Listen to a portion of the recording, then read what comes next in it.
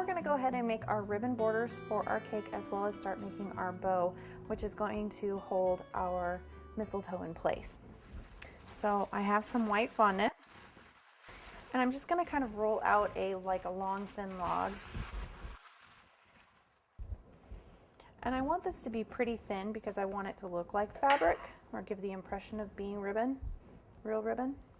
If you want, you can use a textured rolling pin on your ribbon as well. I don't really think it's necessary for this design, but it does add something more if you're looking for a little more ornate. This one cracks up. This is how I roll my ribbons out. This is like watching our 3-year-old play, or excuse me, he's 4 now, watching our 4-year-old play with Play-Doh. So all I'm really trying to do at this point is get it wide enough and long enough to go.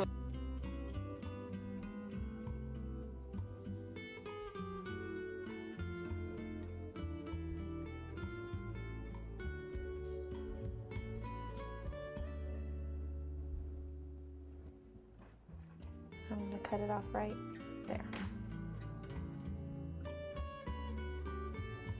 And if you want, you can go ahead and kind of twist it around like that so it looks nice and finished.